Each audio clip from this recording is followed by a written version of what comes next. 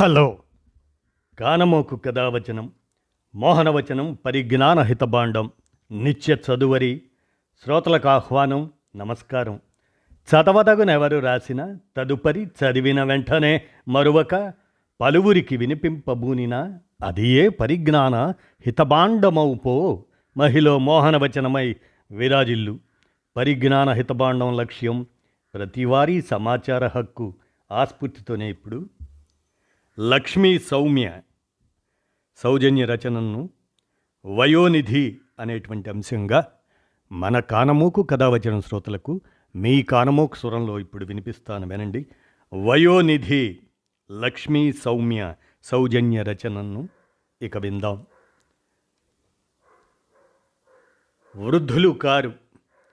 జీవితం ఒక వరం. దాన్ని ఆహ్వానించాలి, అర్థం చేసుకోవాలి, పూర్తిగా అనుభవించాలి, ఆనందించాలి, తృప్తిగా వీడ్కోలు పలకాలి. మన చేతుల్లో లేని వాటిని అంగీకరించడమే సరైన దృక్పథం.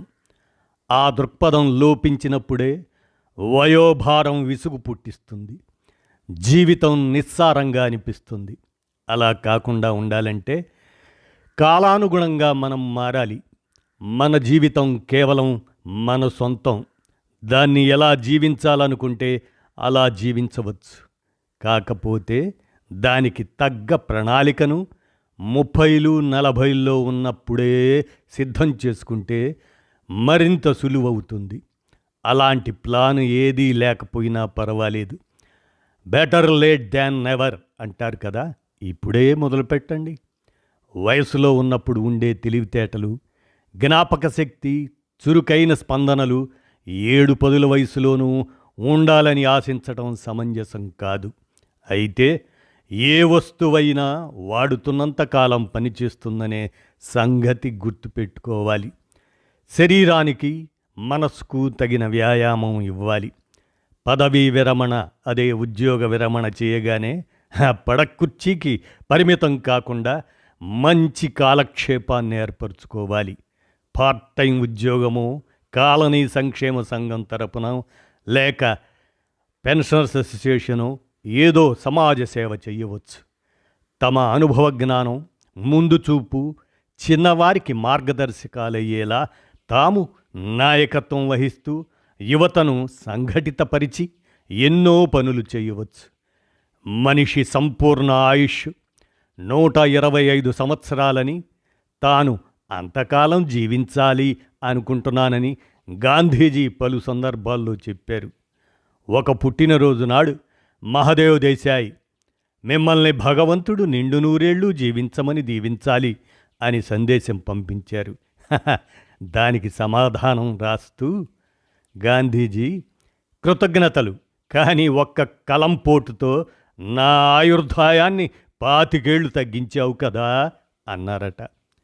అంటే 125 జీవించాలని అనుకోవటమే కాదు, అందుకు తగ్గట్టుగా ఆయన తన శరీరాలను సిద్ధం చేసుకున్నారు. బాపూజీ ఎంతో క్రమశిక్షణతో జీవించేవారన్నది మన అందరికీ తెలిసిన విషయమే. చాలామంది 60 నిండగానే ఇంకేముంది కృష్ణారామా అనుకుంటూ ఇలా గడిచిపోతే చాలు అంటుంటారు. అది చాలా తప్పు. జపాన్లో 60వ పుట్టినరోజుని సెకండ్ లైఫ్కి ఆరంభంగా భావిస్తారు.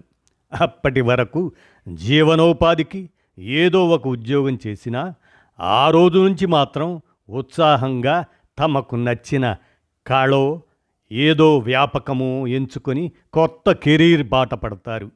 చైనాకి చెందిన సైన్స్ ప్రొఫెసర్ ఉయెరెన్కి 74 ఏళ్ళు. రిటైర్ అయ్యాక ఆమె ఆన్లైన్లో పిల్లలకు సైన్స్ని సరదాగా, తేలిగ్గా అర్థమయ్యేలా నేర్పిస్తూ ఇప్పుడు గొప్ప సెలబ్రిటీ అయిపోయారు చైనాలో. మానసికంగా ఎంత ఉత్సాహంగా ఉంటే శారీరకంగా అంత ఎనర్జెటిక్గా ఉండగలం. వయసు అనేది ఒక సంఖ్య మాత్రమే. మనకు తెలియనివి నేర్చుకోవటం, మనకు తెలిసినవి ఇతరులకు నేర్పించటం ఇలా కానమోకు కథావచనం ద్వారా ఎలాగైతే కానమోకు తన కృషిని సాగిస్తున్నాడో, ఇలా ఇవి రెండూ కొనసాగించినంతకాలం ఎవ్వరూ వృద్ధులు కారు, పెద్దలవుతారు అంతే. అంతేకాదు, మనం గనక గమనిస్తే చైనాలో ప్రత్యేక రైళ్లను ప్రవేశపెట్టడానికి చైనా ప్రభుత్వం ముందు చూపుతూ ఉన్నది.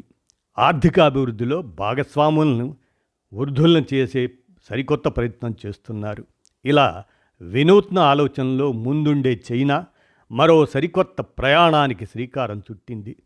దేశంలో నానాటికి పెరుగుతున్న వృద్ధులకు ఆహ్లాదాన్ని పంచటంతో పాటు దేశ ఆర్థికాభివృద్ధిలో వారిని భాగస్వాములను చేసే నూతన పర్యాటక విధానానికి రంగం సిద్ధం చేసింది చైనా.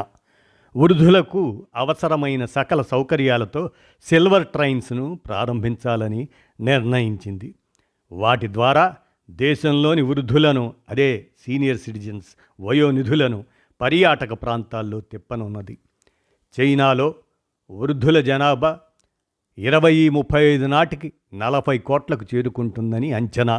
ప్రస్తుతం 140 కోట్ల దేశ జనాభాలోని ప్రతి 5గురిలో ఒకరు 60 ఏళ్లకు పైబడిన వారున్నారు. వారిలో విశ్రాంత ఉద్యోగులు డబ్బును ఖర్చు చేయగలిగే స్థితిలో ఉన్నారు. వీరి కోసం ప్రత్యేకంగా రూపొందించినవే సిల్వర్ ట్రైన్స్. మరి ఫిబ్రవరి 11న చైనా ప్రభుత్వం విడుదల చేసిన విధాన పత్రంలో వివరాల ప్రకారం ఏంటంటే, ఈ రైళ్లు వృద్ధులకు సౌకర్యవంతమైన సురక్షితమైన ప్రయాణాన్ని అందించనున్నాయి. వీటిలో ప్రత్యేక సీటింగ్ సదుపాయాలు, వైద్య సౌకర్యాలు ఉంటాయి. బెర్తుల సైజు, లేఅవుటు, సీట్స్, మరుగుదొడ్ల నిర్మాణాలు వృద్ధులకు వారి అవసరాలకు అనుగుణంగా ఉంటాయి.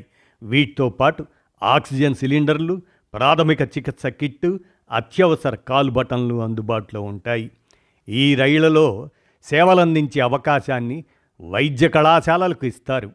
ప్రయాణంలో అందించిన వైద్య సేవల ఖర్చులను బీమా పథకాల ద్వారా క్లెయిమ్ చేసుకోవచ్చు. ఈ విధంగా ఈ ప్రాజెక్టు లక్ష్యం వివిధ మార్గాల్లో అనేక సదుపాయాలతో 2027 నాటికి చైనా దేశవ్యాప్తంగా వృద్ధుల కోసం ప్రత్యేకమైన రైల్వే వ్యవస్థ ఉండాలన్నది ఈ ప్రాజెక్టు ముఖ్య లక్ష్యం. వృద్ధుల జనసంఖ్య ఎక్కువగా ఉన్న దేశాల్లో ప్రపంచంలోనే చైనాది మొదటి స్థానం. ఈ రైళ్ల ద్వారా సందర్శకుల సంఖ్య పెంచడంతో పాటు చిన్న నగరాల్లో వ్యాపారాలకు మద్దతు ఇచ్చేలా చర్యలు తీసుకుంటున్నారు చైనా ప్రభుత్వం. తద్వారా ఆర్థిక వ్యవస్థలు బలోపేతం అవుతాయని భావిస్తున్నారు. వచ్చే 10 ఏళ్లలో వృద్ధుల ద్వారా దాదాపు 30 ట్రిలియన్ యునాన్లను వృద్ధిని సాధించాలని చైనా ప్రభుత్వం గత ఏడాది లక్ష్యంగా పెట్టుకుంది. ఇలా వయోనిధి అనేటువంటి ఈ అంశాన్ని లక్ష్మీ సౌజన్య రచనతో మన కానమోకు కథ వచ్చిన శ్రోతలకు మీ కానమోకు స్వరంలో వయో విజ్ఞానాంశంగా వినిపించాను. విన్నారుగా. ధన్యవాదాలు.